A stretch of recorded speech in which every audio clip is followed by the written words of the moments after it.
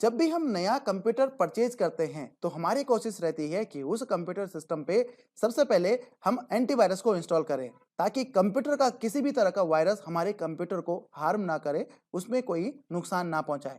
तो क्या जो एंटीवायरस हम इंस्टॉल करते हैं वो क्या हमारे कंप्यूटर सिस्टम को वायरस से सच में बचाता है या हम अपने पैसे को ऐसे ही वेस्ट करते हैं?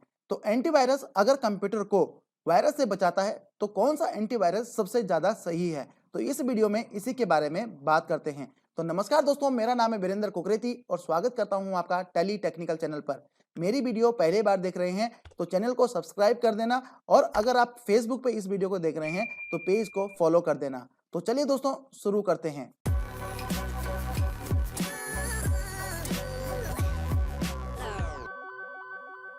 तो दोस्तों, आपने देखा होगा कि जो भी नया कंप्यूटर परचेज करता है, चाहे लैपटॉप को परचेज करे या डेस्कटॉप को परचेज करे, या आपके फ्रेंड सर्कल में या आपके फैमिली में किसी ने भी कंप्यूटर को परचेज किया, तो सबसे पहले उस पे एंटीवायरस को इंस्टॉल करते हैं ताकि वायरस से हमारा कंप्यूटर खराब ना हो, और जो एंटीवायरस है वो वायरस से हमारे कंप्यूटर सिस्टम को प्रोटेक्ट करे।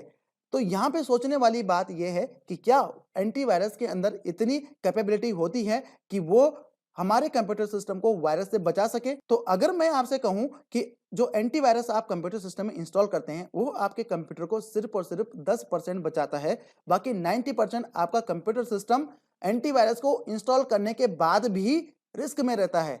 तो दोस्तों, इसके लिए सबसे पहले हमें समझना पड़ेगा कि वायरस चीज क्या है जो कि हमारे कंप्यूटर सिस्टम को खराब करती है। तो जैसे कि आपने देखा ह्यूमन के केस में कि जो हमारे हाथों में या जो हमारी त्वचा में जो वायरस होते हैं, जो कीटाणु होते हैं, वो हमारे मुंह या आंख या नाक के रास्ते हमारे शरीर में इंटर करते हैं, और उसके बाद वो शरीर के अंदर जाने के बाद वो इन्फेक्शन पैदा करते हैं, जिससे कि हमें बुखार, सर दर्द या किसी भी तरह का जो वायरल है वो हो जाता है। लेकिन वो जो वायरस है, वो जो कीटाणु हैं वो दिखते हैं, लेकिन कंप्यूटर केस में ऐसा नहीं होता है। जो कंप्यूटर का वायरस होता है वो ना ही दिखता है और ना ही आप उसको पहचान पाते हैं, क्योंकि कंप्यूटर में जो वायरस होता है वो ना तो किसी कीटाणु के फॉर्म में आते हैं और ना ही किसी ऐसे फॉर्म में आते हैं जिससे कि उसको पहचाना जा सके। तो कंप्यूटर का जो वायरस होता है वो एक हिडन फाइल के रूप में कंप्यूटर में एंटर करता है। मतलब जो हिडन फाइल्स होती हैं जो कि आपके सिस्टम में एंटर कर चुकी होती हैं, वो आपके कंप्यूटर में एक्सेस पॉइंट बना देती हैं, जिससे कि आपका कंप्यूटर हैक होता है या आपके कंप्यूटर में हम ये कह सकते हैं कि वायरस एंटर कर चुका है।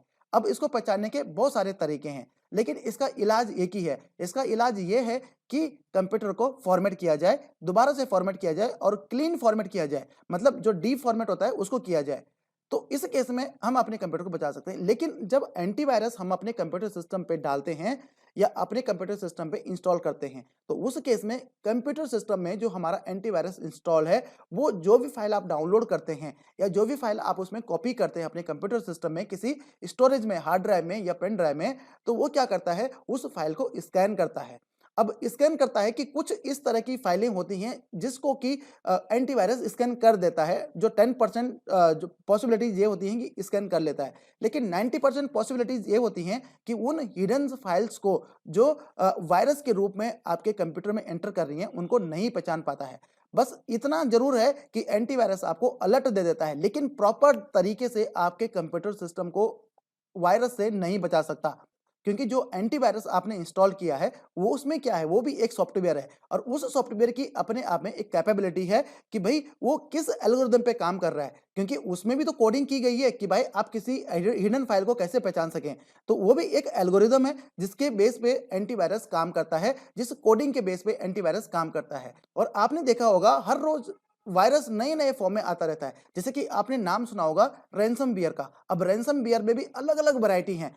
जब तक कि किसी भी फायरवॉल में या एंटीवायरस में या कंप्यूटर विंडो की इंटरनल फायरवॉल में इस तरह का सिस्टम बिल्ड किया जाता है, इस तरह की डेवलपिंग को, इस तरह के टूल को बिल्ड किया जाता है कि वो रैनसमवेयर के उस अटैक को या उस एक्टिविटी को पहचान पाए जो कि प्रीवियस टाइम में हुई है, उसको पहचान पाए। इतने में तो रैनसमवेयर या किसी अदर वायरस का कोई और वेरिएंट आ जाता है, क्योंकि जो वायरस है जिसने उस वायरस को बनाया है वो भी तो अपने आप में उसको अपडेट करता है। क्योंकि जितना टाइम उस वायरस को हो जाएगा, तो उसमें भी तो अपडेट आएगा, जो उस वायरस को बना रहा है उसको भी तो अपडेट करेगा, ताकि वो जो कंपैटिबिलिटी है, जो विंडो में जितने भी विंडो का नए अपडेट हैं, उसकी कंपैटिबिलिटी उसमें बनी रहे। तो इस चीज़ को एंटीवायरस नहीं बाँध पाता है।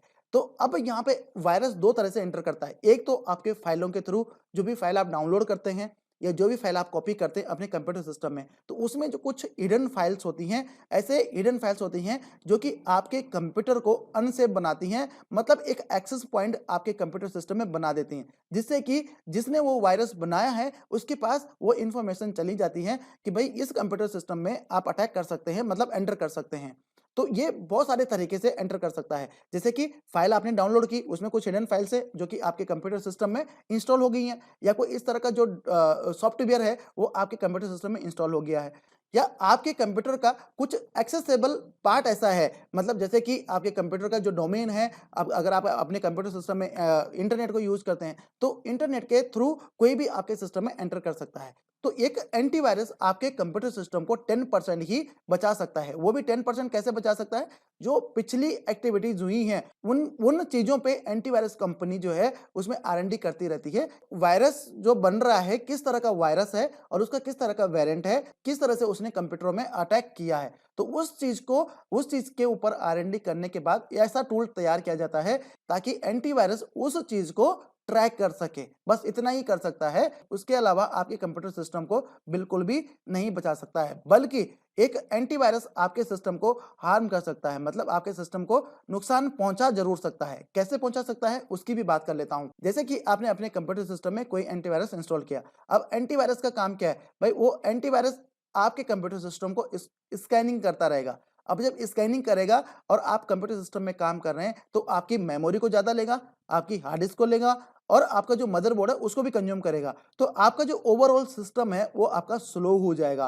अब स्लो होगा क्योंकि आपकी रैम ज्यादा कंज्यूम हो रही है, आपका मदरबोर्ड उस चीज पे ज्यादा प्रोएक्टिवली काम कर रहा है, मतलब ज्यादा वर्क कर रहा है। तो जब ज्यादा वर्क कर रहा है तो चांसेस ये हैं कि आपका कंप्यूटर सिस्टम स्लो होगा, और आपके कंप्यूटर की जो लाइफ है, क्योंकि जितना ज्यादा लोड आपके कंप्यूटर सिस्टम पे रहेगा उतना जल्दी आपका कंप्यूटर सिस्टम खराब होगा। तो ये नेगेटिव पॉइंट एक एंटीवायरस का है। आपके कंप्यूटर में जो भी आप कंप्यूटर सिस्टम यूज करते हैं, जो भी विंडो यूज करते हैं, ऑपरेटिंग सिस्टम यूज करते हैं, उसमें इंटरनल एंटीवायरस होता है, जो कि काफी हद तक, जितना कि एंटीवायरस आपके सिस्टम को वायरस से बचाता है, इतना ही वो एंटीवायरस या वो इंटरनल फायरवॉल भी आपके कंप्यूटर सिस्टम को वायरस से बचाता है।